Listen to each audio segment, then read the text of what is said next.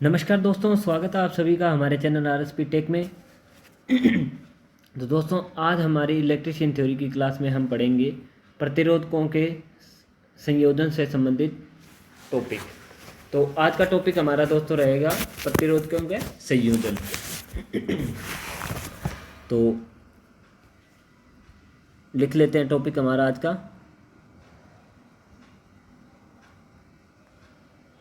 प्रतिरोधकों के संयोजन। तो संयोजन का मतलब दोस्तों क्या होता है? जोड़ना। तो प्रतिरोधकों को हम परिपथ में किस प्रकार जोड़ सकते हैं, उसी का आज हम इस क्लास में हम अध्ययन करने वाले हैं दोस्तों। तो सबसे पहले हम बात करते हैं दोस्तों, जो परिपथों का संयोजन है वैसे तो दो ही प्रकार से होता है, लेकिन कुल मिलाकर इसको तीन प्रकारों में बांटा गया है। पहला है श्रेणी क्रम, दूसरा है समांतर क्रम, और तीसरा है दोस्तों मिश्रित क्रम।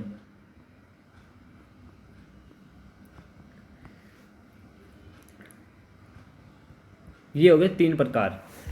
तो आज की क्लास में हम दोस्तों पढ़ेंगे प्रतिरोधकों को। सबसे पहले इसके श्रेणी क्रम को, इसको पढ़ने वाले हैं आज की क्लास में हम। तो हेडिंग डाल लेते हैं दोस्तों, प्रतिरोधकों का श्रेणी क्रम।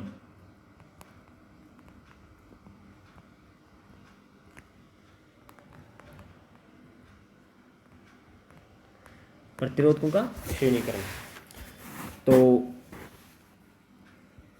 बैकग्राउंड में शायद थोड़ी दिक्कत आ रही होगी आपको, तो कलर चेंज कर लेते हैं। अब आपको कुछ अच्छा दिख रहा होगा। चलिए बैकग्राउंड ही चेंज कर देते हैं पूरा।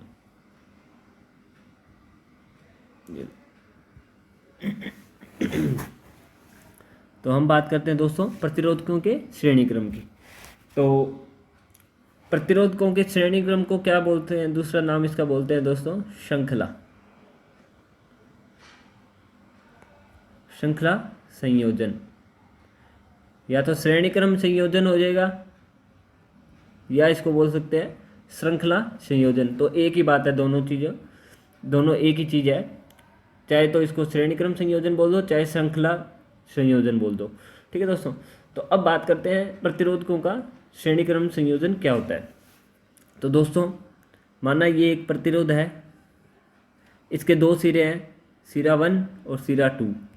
ठीक है। तो सबसे पहली बात आपको ध्यान रखने वाली यह है कि प्रतिरोधकों को श्रेणी क्रम संयोजन के लिए मिनिमम यानी कि कम से कम 2 प्रतिरोधकों की आवश्यकता होती है। ठीक है दोस्तों। तो माना ये पहला प्रतिरोध है R1 और ये दूसरा प्रतिरोध है यहाँ R2, जिसके भी 2 सिरे हैं, 1 और 2 नंबर। अब दोस्तों होता क्या है कि जो पहला प्रतिरोध दूसरे सिरे को दूसरे प्रतिरोध के पहले सिरे से जोड़ दिया जाए, तो इस प्रकार का जो क्रम है दोस्तों, इसी प्रकार ये आगे मान लो एक तीसरा और प्रतिरोध है R3, ये मान लो R3 है, और इसका ये पहला सिरा है, ये दूसरा सिरा। तो दूसरे सिरे को तीसरे के पहले से जोड़ दिया, यानी कि पहले के दूसरे के पहले से, दूसरे को तीसरे के पहले से, इस प्रकार आगे से आगे जोड़ते जाना। ये क्रम क्या कहलाता है दोस्तों? श्रेणी क्रम। तो इस प्रकार जोड़े गए परिपथ क्या कहलाते हैं? श्रेणी क्रम परिपथ कहलाते हैं। इसी प्रकार हम सेल का एग्जाम्पल देख लेते हैं। ये एक सेल है, ये दूसरा सेल है, तीसरा सेल। ठीक है दोस्तों। तो ये सेल 1 है, सेल 2 है, सेल 3 है। तो इसका ये पॉजिटिव रहने वाला है, सबका ये पॉजिटिव होता है, बड़े वाला हिस्सा, और ये नेगेटिव पार्ट हो गया इसका। तो पहले के नेगेटिव को दूसरे के पॉजिटिव से, दूसरे के नेगेटिव को तीसरे के पॉजिटिव से, तो इस प्रकार हम जोड़ेंगे अगर, तो ये कौन सा क्रम कहलाता है दोस्तों? श्रेणी क्रम कहलाता है।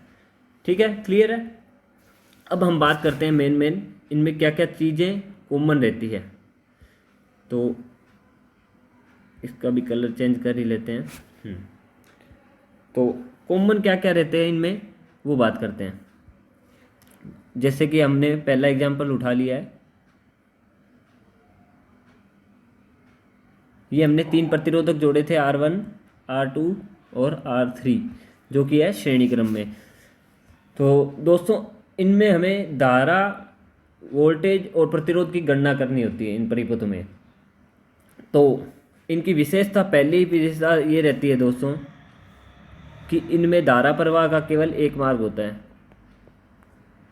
धारा प्रवाह का केवल एक मार्ग,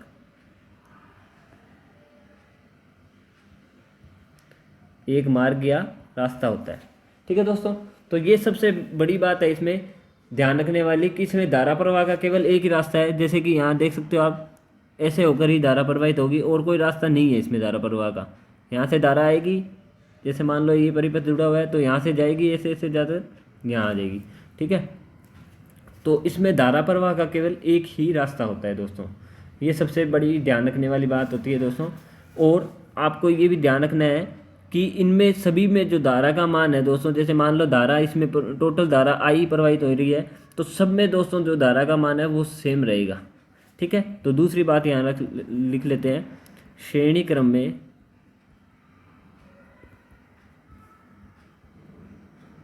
सभी घटकों में प्रवाहित धारा का मान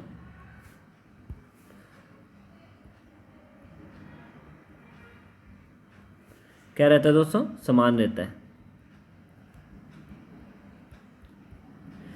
मान लो ये 5 एम्पियर धारा हमने इस परिपथ में दी थी, तो इसमें भी 5 एम्पियर जाएगी, इसमें भी 5 एम्पियर, इसमें भी 5 एम्पियर।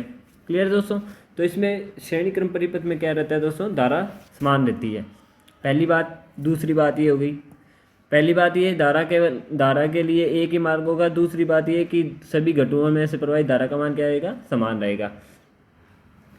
और तीसरी बात, श्रेणी परिपथ बनाने के लिए कम से कम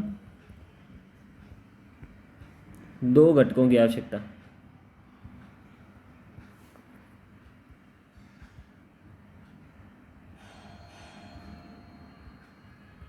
ठीक है दोस्तों, यानी कि श्रेणी क्रम परिपथ आपको बनाना है तो मिनिमम आपको 2 घटक चाहिए जिनको आप आपस में जोड़ पाओ श्रेणी क्रम में। ठीक है दोस्तों, अब हम बात करते हैं दोस्तों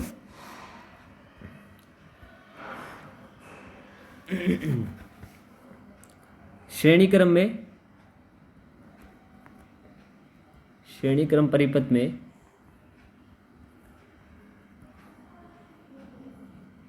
प्रतिरोध,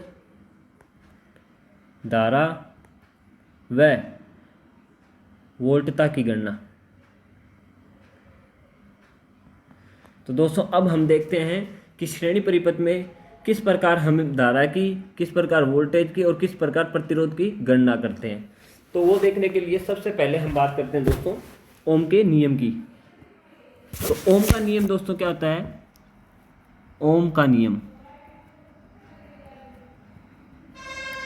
ओम का नियम दोस्तों होता है V बराबर क्या होता है, IR। तो इसमें तीनों घटक दिए हुए हैं, प्रतिरोध, धारा और वोल्टता। तो इस नियम से हम समझते हैं कि किस प्रकार इसमें धारा, वोल्टेज और प्रतिरोध की गणना करते हैं। ठीक है दोस्तों, तो सबसे पहले हम बात कर लेते हैं दोस्तों यहाँ वोल्टेज की, वोल्टता की गणना। यानी कि श्रेणी क्रम परिपथ में वोल्टता की गणना किस प्रकार करते हैं उसकी हम बात कर लेते हैं दोस्तों। तो यहाँ आप देख सकते हो कि ओम के नियम में V बराबर IR है दोस्तों। ठीक है, सबसे पहले हम एक सर्किट बना लेते हैं नीचे।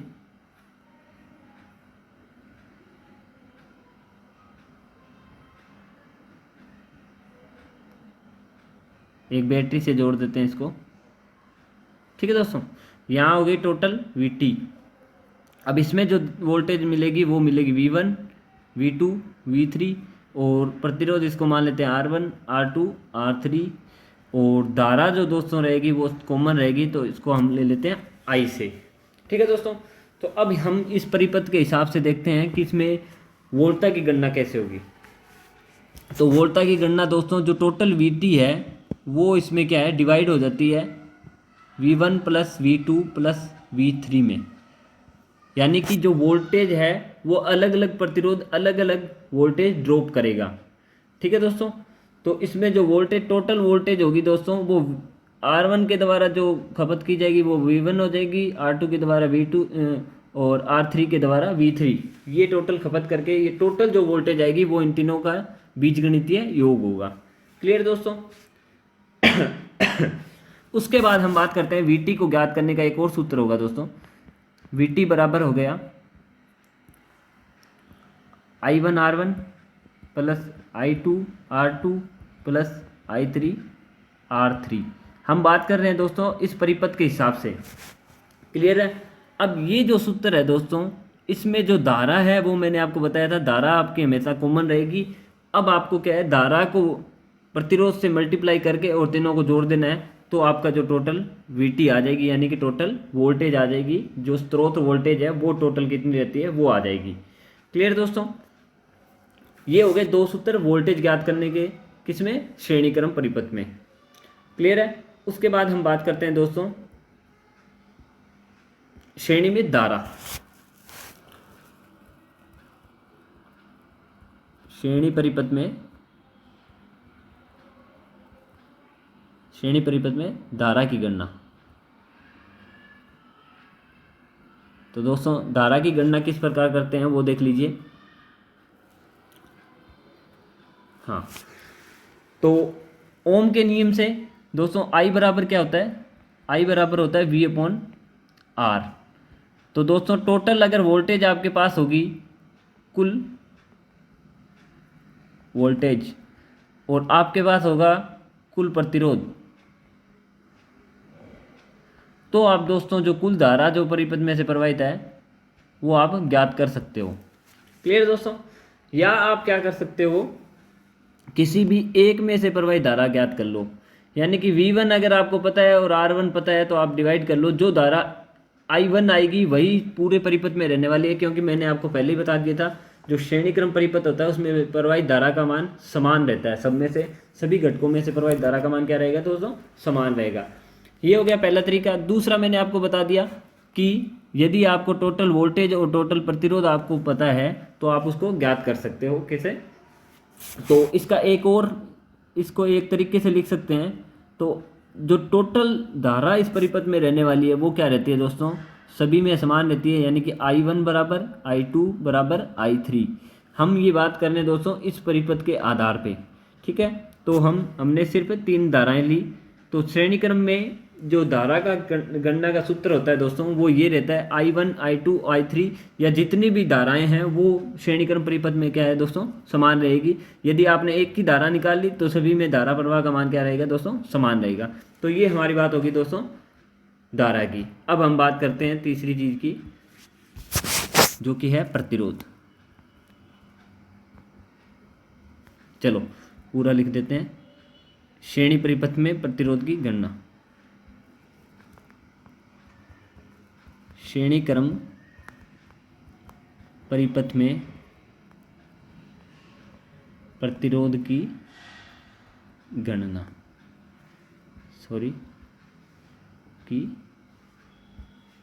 प्रतिरोध की गणना। अब देखते हैं दोस्तों श्रेणी क्रम परिपथ में प्रतिरोध की गणना किस प्रकार की जाती है। तो उसके लिए हम तो बात करते हैं प्रतिरोध की। तो ओम के नियम से दोस्तों प्रतिरोध का सूत्र क्या होता है, R बराबर होता है V/I। पहली चीज तो ये होगी, ओम के नियम से हम, यदि अपने पास टोटल वोल्टेज है, कुल वोल्टता, और अपने पास है कुल धारा, तो हम क्या ज्ञात कर सकते हैं दोस्तों, टोटल रेजिस्टेंस, यानी कि कुल प्रतिरोध उस परिपथ का कितना रहने वाला है वो हम ज्ञात कर सकते हैं। ये होगी पहली बात। दूसरी बात हम बात करते हैं दोस्तों RT ज्ञात करने का। जो श्रेणी क्रम में परिपथ में जो सूत्र रहता है वो रहता है दोस्तों R1 plus R2 plus R3।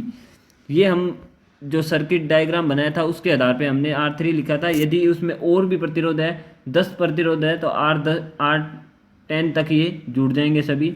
यानी कि सबका बीजगणितीय योग करना होता है किसमें, श्रेणी क्रम परिपथ में। यानी कि प्रतिरोध जो दोस्तों ज्ञात करना होगा हमें कुल, तो सभी को आपस में जोड़ देना है। बस इतना किया तो आपका टोटल रेजिस्टेंस आ जाएगा। क्लियर है दोस्तों। तो ये होगी दोस्तों श्रेणी क्रम परिपथ में धारा, वोल्टेज और प्रतिरोध की गणना से संबंधित बात। अब हम बात करते हैं दोस्तों कि वोल्टता पतन किस प्रकार होता है। तो वोल्टता पतन तो दोस्तों जो कुल वोल्टेज है जिसको हम वी टी लिखते हैं, तो वी टी दोस्तों इन तीनों में डिवाइड हो जाएगी, R1 R2 और R3 में। तो हम लिख सकते हैं I1 V1 V2 और V3, यानी कि जितने कंपोनेंट या घटक जुड़े होंगे, प्रतिरोधक जुड़े होंगे, उतनों में ही वोल्टेज डिवाइड हो जाएगी श्रेणी क्रम में। यानी कि श्रेणी क्रम में जुड़े हुए सभी घटक अपनी अलग अलग वोल्टता ड्रॉप करते हैं, किसके आधार पर? अपने प्रतिरोध मान के आधार पर। क्लियर दोस्तों? जिसका जितना प्रतिरोध होगा वो उतनी वोल्टेज, उस अनुपात में वोल्टेज की खपत करेगा। अब इन चीज़ों को हम समझ लेंगे दोस्तों एग्जाम्पल के थ्रू। अब बात करते हैं दोस्तों कि श्रेणी क्रम परिपथ का यूज़ कहाँ होता है। तो ये लिख लेते हैं। तो श्रेणी क्रम परिपथ का यूज़ कहाँ होता है दोस्तों?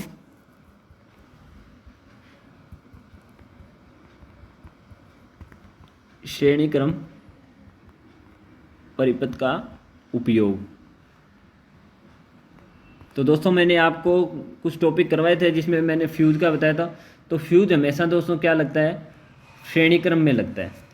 फ्यूज़ श्रेणी क्रम में लगता है। किसके श्रेणी क्रम में लगता है? ये लगता है फेज के श्रेणी क्रम में। ये भी मैंने आपको बताया था। पहली चीज़ होगी फ्यूज़। दूसरी चीज़ मैंने आपको बताया था स्विच। तो स्विच भी दोस्तों किसको कंट्रोल करता है? फेज को। तो ये भी किसके क्रम में लगता है? श्रेणी क्रम में। तीसरी चीज़ मैं आपको लिखवा देता हूँ, बैटरी में सेल, यानी कि जो बैटरी में सेल लगे होते हैं दोस्तों, उनको श्रेणी में भी जोड़ते हैं, समांतर में भी जोड़ते हैं, लेकिन ये श्रेणी में जुड़ते हैं। तो इसमें मैंने ये एग्जांपल में लिखा दिया है कि ये भी श्रेणी में जुड़ते हैं। ये मैं आपको जब बैटरी करवाऊंगा तब मैं दोबारा करवा दूंगा, ठीक है दोस्तों। उसके अलावा फ्यूज हो गया, स्विच हो गया। उसके अलावा जो एमीटर होता है दोस्तों, एमीटर जो कि धारा मापता है परिपथ में, वो भी श्रेणी क्रम में लगता है। उसके अलावा OLC यानी कि ओवर लोड कॉइल, तो ये भी दोस्तों परिपथ के किस क्रम में लगती है? श्रेणी क्रम में। तो ये कुछ एग्जांपल दोस्तों लिख लेना श्रेणी क्रम के, कि क्या क्या चीज़ें कैसे कैसे लगती है। अब हम बात करते हैं दोस्तों कुछ प्रश्न की, कि श्रेणी क्रम से रिलेटेड कैसे कैसे क्वेश्चन आएंगे। तो पहला क्वेश्चन लिख लेते हैं हम। फर्स्ट एग्जांपल लिख लीजिए। 5 ओम, 10 ओम व 20 ओम के 3 प्रतिरोध श्रेणी में जुड़े हैं। यदि उनके सिरों पर आरोपित वोल्टेज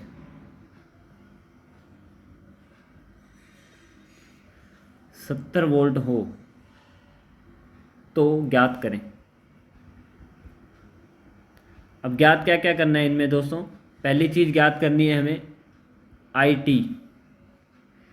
IT यानी कि कुल धारा। दूसरी चीज़ हमें ज्ञात करनी है इसमें 5 ओम का वोल्टा पतन।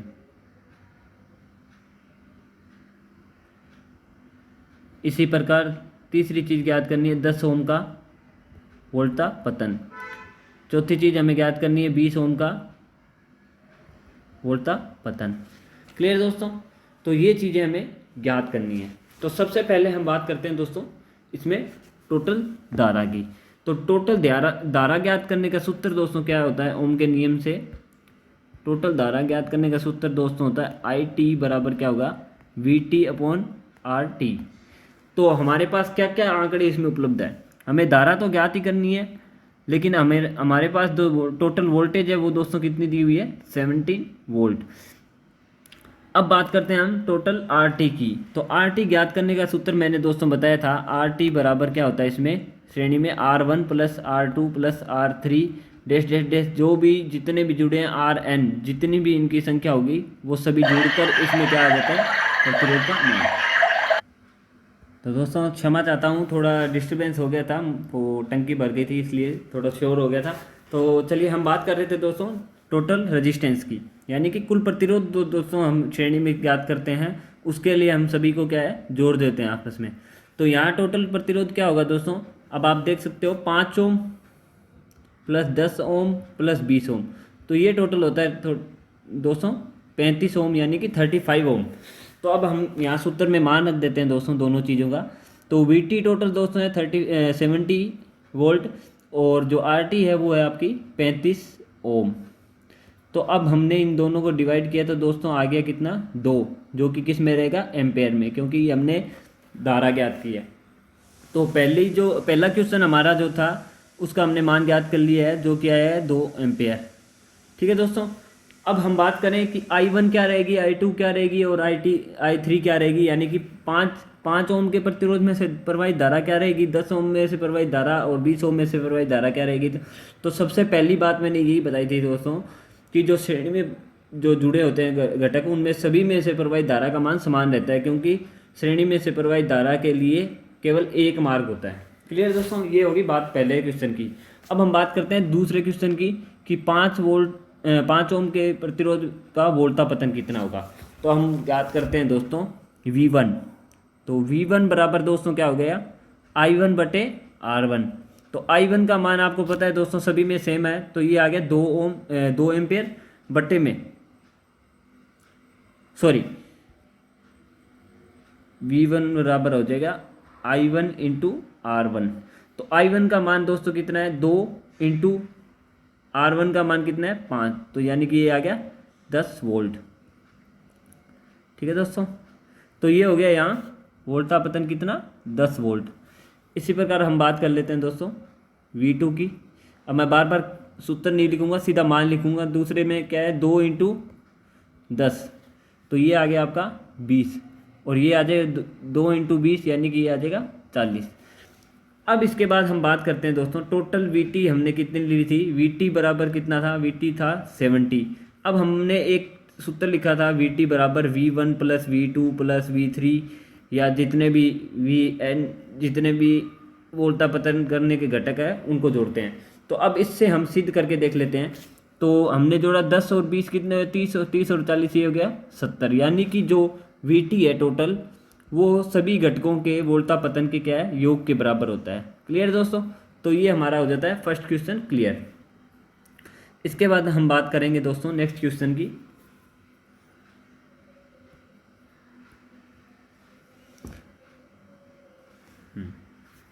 तो दूसरा क्वेश्चन लिख लेते हैं,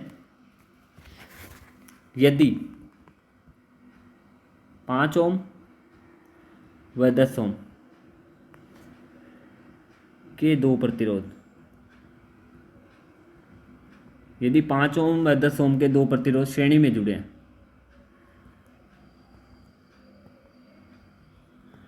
ठीक है, और यदि 5 ओम के प्रतिरोध में से प्रवाहित धारा का मान 2 एम्पेयर है, तो 10 ओम के प्रतिरोध में से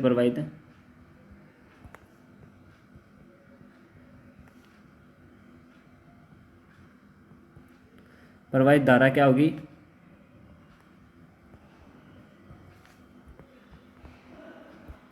साथ ही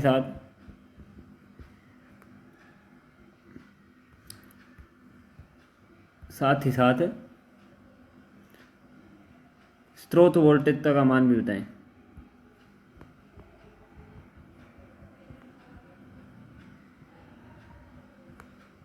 स्रोत वोल्टता का मान भी बताएं। तो ये दूसरा क्वेश्चन आपको स्क्रीन पे मैंने लिखवा दिया दोस्तों। तो इसमें क्या दिया है दोस्तों कि 5 ओम और 10 ओम के 2 प्रतिरोध श्रेणी में जुड़े हैं, ठीक है। तो इसका डायग्राम बना लेते हैं हम। तो ये हो गए 2 प्रतिरोध, जिसका एक का मान है 5 ओम और दूसरे का है 10 ओम। और ये क्या बोल रहा है, 5 ओम के प्रतिरोध में से प्रवाहित धारा का मान कितना बता रहा है दोस्तों, 2 एम्पेयर, यानी कि इसमें जो धारा है I बराबर कितनी रहेगी, 2 एम्पेयर। ठीक है दोस्तों, तो अब ये पूछ रहा है 10 ओम प्रतिरोध में से प्रवाहित धारा। ये पहला क्वेश्चन है, 10 ओम में से प्रवाहित धारा। तो बात करें 10 ओम में से प्रवाहित धारा की, तो सबसे पहले जब मैंने आपको श्रेणी क्रम संयोजन पढ़ाया था दोस्तों, उसमें मैंने सबसे पहली बात ये बोली थी कि श्रेणी क्रम में सभी घटकों में से प्रवाहित धारा का मान समान रहता है। तो इसका सीधा आंसर आ जाता है दोस्तों, कितना आएगा, 2 एम्पियर। क्लियर है? क्यों कि 5 ओम के प्रतिरोध में से प्रवाहित धारा यदि 2 एम्पियर है तो 10 ओम के प्रतिरोध में से प्रवाहित धारा का मान भी 2 एम्पियर ही होगा, क्योंकि श्रेणी में धारा प्रवाह के लिए एक ही मार्ग होता है, तो धारा सब में समान रहेगी। क्लियर है? पहला क्वेश्चन क्लियर हो गया। अब हम बात करते हैं दोस्तों वीटी की, यानी कि स्रोत वोल्टेज को क्या बोलते हैं दोस्तों, वीटी, टोटल वोल्टेज या स्रोत वोल्टेज। तो वीटी बराबर हमने दोस्तों पढ़ा था IT इंटू RT। तो RT तो टोटल कितना होगा दोस्तों, श्रेणी में सीधा जोड़ा जाता है, तो RT बराबर कितना आ जाएगा, RT आ जाएगा 15 ओम, 10 और 5 15, और IT का मान यहाँ दिया ही है, तो 2 इंटू 15 कर देंगे, यानी कि टोटल VT जो है दोस्तों वो इस सर्किट में कितनी है, 30 वोल्ट है। क्लियर है? ये हो गया आपका दूसरा टाइप का क्वेश्चन। अब हम बात करते हैं तीसरे क्वेश्चन की।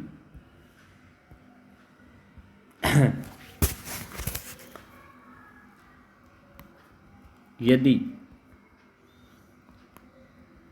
15 ओम के 15 ओम के 25 प्रतिरोध श्रेणी में जुड़े हैं, श्रेणी में जुड़े हैं, वह कुल वोल्टेज 550 वोल्ट हो, तो प्रत्येक प्रतिरोध में से प्रवाहित धारा का मान क्या होगा। तो प्रत्येक प्रतिरोध में से प्रवाहित धारा क्या होगी। ठीक है दोस्तों, तो ये रहा तीसरे टाइप का क्वेश्चन। अब हम बात करते हैं दोस्तों, इसमें क्या पूछा है कि कुल धारा पूछी है, यानी कि IT पूछी है, IT पूछी है। तो IT का सूत्र क्या होता है दोस्तों, V/R, और टोटल वोल्टेज बटे में टोटल रेजिस्टेंस। तो अब हम बात करते हैं टोटल रेजिस्टेंस की। सबसे पहले VT तो हमें दी हुई है 550 वोल्ट है, तो यहाँ हम लिख देते हैं 550। अब हम बात करते हैं दोस्तों RT की।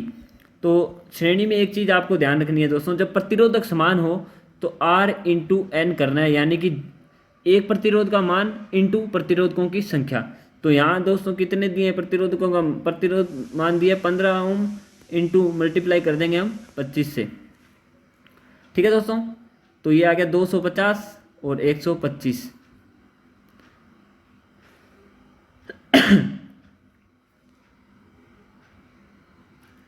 अच्छा, ये 25 प्रतिरोधक जोड़ दिए क्या मैंने, चलो हाँ चलो ठीक है, ये कर लेते हैं। तो 5 7 और 3, ये आ गया 375। क्लियर दोस्तों, कितना आ गया, 375 ओम आ गया। तो अब इसको हम डिवाइड कर देते हैं 375 से। तो हमने 25 से डिवाइड किया दोस्तों, ये आ गया कितना, 15, और यहाँ 25 से डिवाइड किया, यहाँ आ गया, ठीक है दोस्तों 22 आया ना, हाँ ये आ गया 22। तो ये दोस्तों आपका आ जाएगा मान, सॉरी ये आ गया 22/15, यानी कि 1 पॉइंट, ये 7 जीरो बच गया 70, और 15 चौके 60, तो ये आ जाएगा लगभग इतना 1.4 एम्पेयर। तो ये लगभग हमने निकाल लिया 1.4 एम्पेयर आ जाएगा।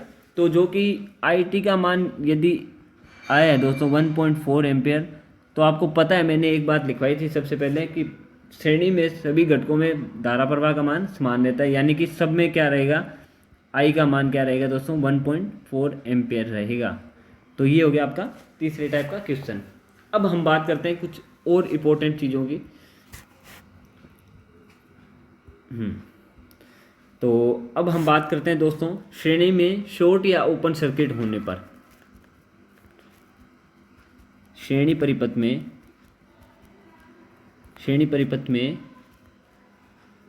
ओपन व शॉर्ट सर्किट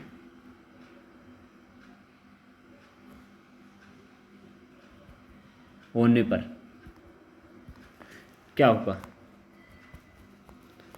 यानी कि ये क्या है, कंडीशन अप्लाई है दोस्तों कि श्रेणी में ओपन होने पे क्या होगा और शॉर्ट होने पे क्या होगा।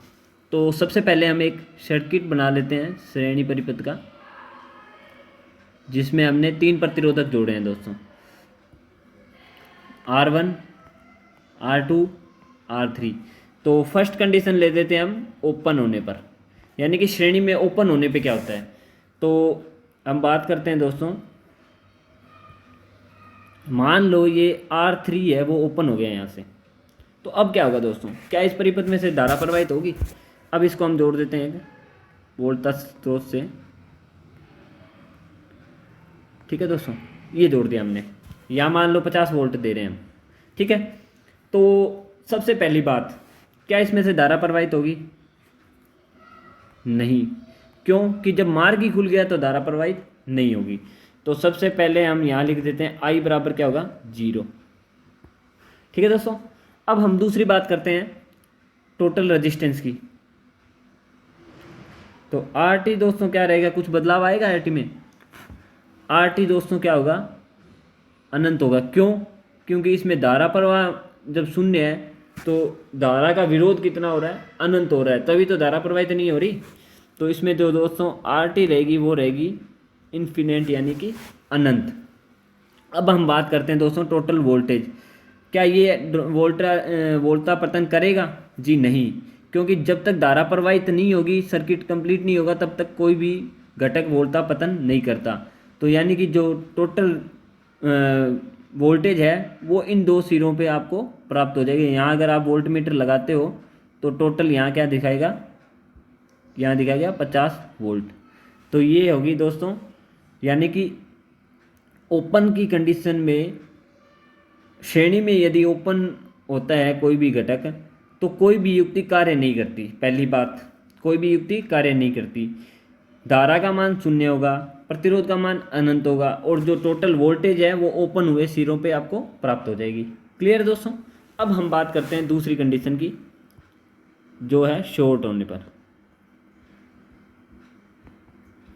यानी कि श्रेणी एक सर्किट बना लेते हैं फिर से।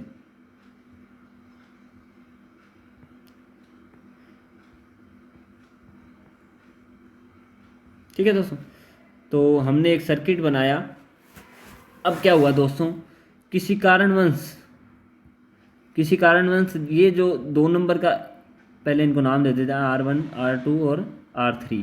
तो ये जो 2 नंबर का है वो हो गया शॉर्ट। क्या हो गया दोस्तों, शॉर्ट, ये हो गया शॉर्ट। अब क्या होगा, तो दोस्तों सबसे बड़ी बात, इसमें जो है प्रतिरोध पहले 3 जुड़े हुए थे, अब दोस्तों प्रतिरोध कितने रह जाएगा, 2 ही। क्यों, क्योंकि ये हो गया डायरेक्ट, क्योंकि ये शॉर्ट हो रखा है तो एक तार की भांति कार्य करेगा। तो कुल प्रतिरोध क्या होगा दोस्तों, कुल प्रतिरोध क्या होगा, कुल प्रतिरोध में आएगी कमी। ठीक है, अब बात करते हैं कुल धारा। तो धारा प्रवाह तो होगा इसमें, क्योंकि सर्किट तो कंप्लीट है ना, शॉर्ट हुआ है तो सर्किट तो फिर भी कंप्लीट है। तो धारा क्या होगा दोस्तों, धारा क्या है इसमें, बढ़ेगी। बढ़ेगी कैसे, क्योंकि प्रतिरोध में कमी आई है, क्योंकि पहले 3 श्रेणी में जुड़े थे, अब क्या रह गए दोस्तों, 2 श्रेणी में रह गए। तो धारा क्या होगा दोस्तों, इसमें बढ़ेगी। अब बात करते हैं हम वोल्टेजता की, वोल्टेज। तो वोल्टेज दोस्तों जो पहले 3 में डिवाइड हो रही थी वो अब क्या हो जाएगी, 2 में डिवाइड हो जाएगी। यानी कि जो वोल्टा पतन है घटकों का, जो बचे हुए घटक है उनका, घटकों का वोल्टा पतन क्या हो जाएगा दोस्तों, बढ़ जाएगा। घटकों का वोल्टा पतन बढ़ जाएगा। और यदि इनकी क्षमता इतनी वोल्टेज झेलने की नहीं है तो ये क्या हो जाएगा दोस्तों, यहाँ से ओपन हो जाएगा कोई भी। ठीक है, तो ये तो कंडीशन अप्लाई है दोस्तों कि इस पे यदि इसकी क्षमता इतनी नहीं है तो ये ओपन हो जाएगा, ये परिपथ को ही ओपन कर देगा। ठीक है दोस्तों, तो इसमें तीनों चीज़ें हो गई। प्रतिरोध दोस्तों इसका क्या होगा, प्रतिरोध में कमी आएगी, धारा बढ़ेगी, और वोल्टेज क्या होगी, टोटल वोल्टेज मान लो यहाँ 50 वोल्ट थी, तो पहले 50 वोल्ट 3 में डिवाइड हो रही थी, लेकिन अब क्या होगी 50 2 में डिवाइड हो जाएगी। क्यों? क्योंकि 2 ही घटक है। अब होगी कितनी वो इसके प्रतिरोध मान पर निर्भर करते हैं। ठीक है दोस्तों, यदि इनका प्रतिरोध मान दिया होता तो भी ये निकल जाता कि कितनी कितनी वोल्टेज ये ड्रॉप करेगी। क्लियर है दोस्तों? तो ये था आपका दोस्तों श्रेणी क्रम संयोजन, जिसमें मैंने आपको कुछ क्वेश्चन भी करवाए थे और किस प्रकार का होता है श्रेणी क्रम संयोजन ये भी मैंने आपको बताया था, और श्रेणी में वोल्टता, धारा और प्रतिरोध कैसे ज्ञात करते हैं ये भी मैंने आपको बताया। फिर भी आपको दोस्तों कुछ कन्फ्यूजन हो तो आप मुझे मैसेज करके पूछ सकते हो। टेलीग्राम पे मेरा लिंक डाला हुआ है, टेलीग्राम चैनल आप ज्वाइन कर सकते हो। तो दोस्तों अच्छे से मेहनत करिए, अच्छे से पढ़ाई करिए। यदि कुछ नहीं समझ आता है तो आप टेलीग्राम या मेरे मेल आईडी पर मैसेज करके मुझसे पूछ सकते हो। और आगे की क्लास में हम श्रेणी क्रम के अलावा हम पढ़ेंगे समांतर क्रम संयोजन, मिश्रित क्रम संयोजन, और उसके बाद में हमारा कार्य शक्ति ऊर्जा का टॉपिक रहेगा। उसके बाद में सेल्स स्टार्ट करने वाला हूँ मैं। तो दोस्तों अच्छे से मेहनत करिए, बढ़िया पढ़ाई करिए, और कुछ टाइम बाद में वैकेंसी आने वाली है और कुछ वैकेंसी आ भी रही है। तो अच्छे से पढ़ाई करिए दोस्तों। मिलते हैं नेक्स्ट क्लास में, तब तक अपना अच्छे से ध्यान रखिए और अच्छे से पढ़ाई करते रहिए। धन्यवाद दोस्तों।